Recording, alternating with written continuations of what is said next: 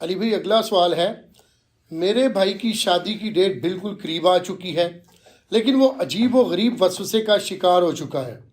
دراصل اس نے فقہ حنفی کی مشہور بک بہشتی زیور میں یہ عبارت پڑھی تھی کہ کوئی شخص اپنی زندگی میں اگر یہ کہہ دے کہ میں نے جس کسی بھی عورت سے نکاح کیا تو اسے طلاق ہے تو طلاق ہو جائے گی۔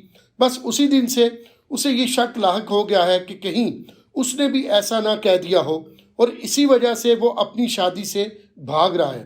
پلیز اس کا کوئی حل بتا دے، شکریہ۔ حل تو اس کا بعد میں بتائیں گے۔ تو میرا خیال ہے کہ علماء ٹھیک ہی کہتے ہیں کہ کتابیں ڈائریکٹ نہیں پڑھنی چاہیے۔ بزرگوں کی کتابیں واقعی ڈائریکٹ نہیں پڑھنی چاہیے، اس میں اسی قسم کی اوٹ پٹانگ چیزیں لکھی ہوئی ہوں گی۔ اگر انہوں نے کتاب و سنت ڈائریکٹ پڑھا ہوتا نا تو کبھی اس میں اس قسم کی بات ان کو نہ ملتی۔ یہ فقہ حنفی کا مسئلہ ہے، اور یہ صرف بہشتی زیور پہ یا بہار شریعت پہ نہیں آپ ڈال سکتے۔ پرانے بزرگوں نے فتاوی علمگیری میں اور باقی کتابوں میں اس طرح کی باتیں لکھ دی ہیں۔ ایک کیس کو فرض کیا ہے کہ اگر کوئی شخص اپنی زندگی میں یہ جملہ بول دے کہ میں قسم کھاتا ہوں قسمیہ طور پہ کہ جس سے بھی شادی کروں گا اور جیسے ہی شادی کروں تو اسے طلاق واقع ہو جائے، تو ظاہر ہے اسے پھر طلاق واقع ہو جائے گی۔ بات تو ٹھیک ہے، لیکن یہ کسی کے دماغ میں تو جو بیچارہ شادی کرنے کے چکر میں ہوتا ہے وہ طلاق تو نہیں سال لیے پھر رہا ہوتا۔ کبھی کسی نے شادی اس نیت سے نہیں کی ہے کہ اس کی شادی ہوتے ہی طلاق ہو جائے۔ اس قسم کے فرضی مسائل لکھ کے لوگوں کو الجھا دیتے ہیں، اور پھر لوگ ہم سے مسائل پوچھتے ہیں۔ تو ہم یہی کہیں گے کہ آپ بزرگوں کی کتابوں سے توبہ کریں اور قرآن و سنت کی طرف آئیں۔ قرآن و سنت میں آپ کو اس قسم کی کوئی چیز نہیں ملے گی کہ جہاں پہ آپ کو فرضی کیسز بتائے جائیں، بل آپ کے اس اسپیسیفک کیس کو آپ قسم کی کیٹیگری میں زیادہ سے زیادہ فال کروا سکتے ہیں، حالانکہ انہوں نے قسم نہیں کھائی تھی۔ اگر یہ انہوں نے کہیں پہ یہ بات کہہ بھی دی ہے تو اپنی بات واپس لے لیں کہ جی میں اس بات سے پیچھے ہٹتا ہوں، اس کا کوئی کفارہ بھی نہیں ہوگا۔ ہاں اگر انہوں نے قسم کھائی ہے نا، پھر قسم ان کو توڑنی ہوگی اور اس کا کفارہ ادا کرنا ہوگا، جو سورۃ المائدہ کی آیت نمبر 89 کے اندر اللہ تعالیٰ نے قسم کا کفارہ بتایا کہ اگر کوئی شخص قسم کھا لے تو وہ قسم کو کیسے توڑے گا۔ اور اس میں بھی اللہ تعالیٰ نے فرمایا کہ اللہ تعالیٰ تمہاری جو لغو قسم کی قسمیں ہیں نا، جیسے عربیوں میں عام عادت ہے وہ بولتے ہوئے کہہ دیتے ہیں واللہ باللہ تاللہ، لیکن یہ وہ انٹینشنلی قسم نہیں کھا رہے ہوتے، یہ ان کی عام ایک تکیہ کلام ہوتا ہے۔ وہ ہم بھی اگر کہہ دیں نا اللہ کی قسم انٹینشنلی نہیں صرف بولتے ہوئے تو اس کا بھی کفارہ نہیں ہوتا۔ ہاں پوری انٹینشن کے ساتھ کھائیں نا تو وہ اللہ تعالیٰ نے سورہ المائدہ کی آیت نمبر 89 میں فرمایا لا یؤاخذکم اللہ باللغو فی ایمانکم، اللہ تعالیٰ تمہاری گرفت نہیں کرے گا ان لغو قسموں کے اوپر جو تم اپنی گفتگو میں بول دیتے ہو، وَلَٰكِن يُؤَاخِذُكُم بِمَا عَقَّدتُّمُ الْأَيْمَانَ، بلکہ اللہ تعالیٰ گرفت کرے گا ان قسموں کے بارے میں جو تم پورے وثوق کے ساتھ کھاتے ہو۔ فَكَفَّارَتُهُ، تو اس کا کفارہ یہ ہوگا اگر کسی نے اپنی قسم توڑنی ہے، اطعام 10 مساکین، کہ وہ 10 مساکین کو کھانا کھلائے گا، اوسط درجے کا کھانا، یعنی آج کل آپ سمجھ لیں 100-150 روپے کا ایک وقت کا کھانا ہے تو 10 مساکین کو کھانا کھلا دے۔ من اوسط ما تطعمون اہلیکم، وہ اس لیول کا کھانا ہو جو وہ گھر میں بھی کھاتا ہے۔ یہ نہیں ہے کہ گھر میں وہ اعلیٰ کھاتا ہے تو باہر کہہ کہ نہیں جی وہ عیدی والوں کے پاس چلے جائیں اور فلاں کے پاس چلے جائیں وہاں تو 10 روپے کا بھی کھانا مل جاتا ہے، اس طرح نہیں۔ او کسوتہم، یا 10 مساکین کو پھر کپڑے لے دے اگر کھانے کا ارینجمنٹ نہیں کر سکتا۔ او تحریر رقبہ، یا ایک غلام آزاد کر دے۔ یہ آج کل آبسلیٹ ہو چکا ہے، غلاموں والا سلسلہ تو نہیں ہے، پہلے 2 آپشن ہی ہیں۔ لیکن اگر کوئی غریب ہے تو اس کے لیے اللہ نے فرمایا فَمَن لَمْ يَجِدْ، اگر کوئی اس کی استطاعت نہیں رکھتا یا اس کو نہیں پاتا، فَصِيَامُ 3 ایام، تو وہ پھر 3 دن کے مسلسل روزے رکھ لے گا تو وہ کفارہ ہو جائے گا۔ ذَلِكَ كَفَّارَةُ أَيْمَانِكُمْ إِذَا حَلَفْتُمْ، یہ ان قسموں کا کفارہ ہے جو تم حلفیہ طور پر پوری انٹینشن کے ساتھ کھاتے ہو۔ وَاحْفَظُوا أَيْمَانَكُمْ، اپنی قسموں کی حفاظت کرو۔ كَذَلِكَ يُبَيِّنُ اللَّهُ لَكُمْ آيَاتِهِ، بالکل اس طریقے سے اللہ تعالیٰ اپنی آیات کھول کھول کر تمہارے لیے بیان کرتا ہے۔ لَعَلَّكُمْ تَشْكُرُونَ، تاکہ تم اس کے شکر گزار بنو۔ تو اللہ تعالیٰ نے قسم کا کفارہ بتا دیا۔ تو اب اس صورتحال میں اگر ان کو کوئی زیادہ وہم آ رہا ہے نا تو وہ اپنی قسم کا کفارہ ادا کر دیں تو وہ خود بخود ان کا وہ معاملہ ٹوٹ جائے گا اور یہ پورے کا پورا معاملہ یہیں پر ختم ہو جائے گا۔ باقی یاد رکھیے گا، بخاری اور مسلم دونوں میں حدیث ہے، اللہ کے محبوب صلی اللہ علیہ وآلہ وسلم فرماتے ہیں کہ اگر میں کسی معاملے میں قسم بھی کھا لوں اور بعد میں مجھے پتہ چلے کہ اس کے خلاف کرنے میں زیادہ بہتری ہے تو میں انشاءاللہ اپنی قسم کو توڑوں گا، اس کا کفارہ بھی ادا کروں گا۔ یعنی قسم کوئی ایسی چیز نہیں ہے اگر کسی نے کھا لی اور بعد میں اس کو آئیڈیا ہوا ہے کہ فلاں کام کرنا بہتر تھا، مجھے قسم نہیں کھانی چاہیے تھی، تو نبی علیہ السلام اپنے لیے بھی کہہ رہے ہیں میں قسم توڑ دوں گا اور میں اس کام کو کر لوں گا اور اس کا کفارہ دے دوں گا۔ ایک اور حدیث ہے بخاری اور مسلم میں، نبی علیہ السلام نے فرمایا کہ کسی شخص کا اپنے گھر والوں کے حق میں کوئی قسم کھا لینا اور پھر اس قسم کو توڑ دینا یہ بہتر ہے۔ اس کا قسم کھانا، اس کے توڑنے کا جو گناہ ہے یا اس کے توڑنے کا جو وبال ہے، اس سے بڑا وبال ہے کہ وہ اس کو نہ توڑے اللہ کے نزدیک۔ یعنی اللہ کو یہ پسندیدہ ہے کہ وہ شخص اپنے گھر والوں کے بارے میں کھائی ہوئی قسم کو توڑ دے۔ اللہ تعالیٰ اسے یہ نہیں کہے گا کہ تو نے میری قسم کھائی تھی تو تو نے قسم کا لحاظ نہیں کیا۔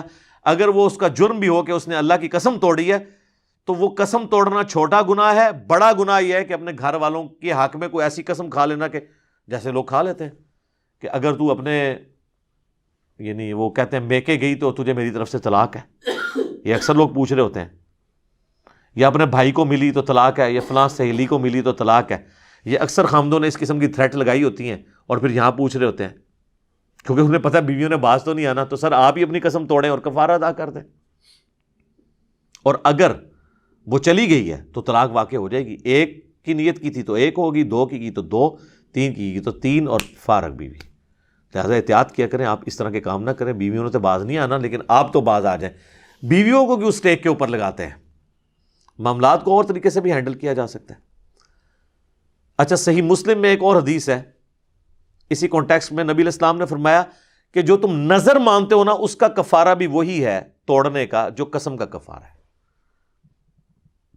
قسم مستقبل کے بارے میں ہوتی ہے، یعنی اگر میرا یہ کام ہو گیا تو میں یہ کروں گا یا میں یوں کروں گا، اگر وہ یا یوں نہیں کروں گا، دونوں کیسز میں جب الٹ چلتا ہے تو قسم ٹوٹ جاتی ہے۔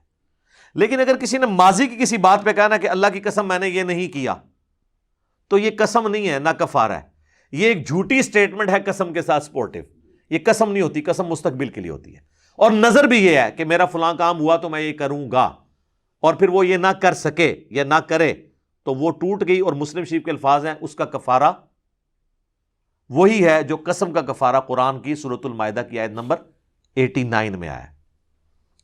بلکہ بخاری مسلم میں ایک اور حدیث ہے، نبی علیہ السلام نے فرمایا کہ نظر ماننے سے، منت ماننے سے، نظر و منت یہ دونوں انٹرچینجبل ورڈ استعمال ہوتے ہیں، تقدیر نہیں ٹلتی، البتہ کنجوس کا مال نکل جاتا ہے۔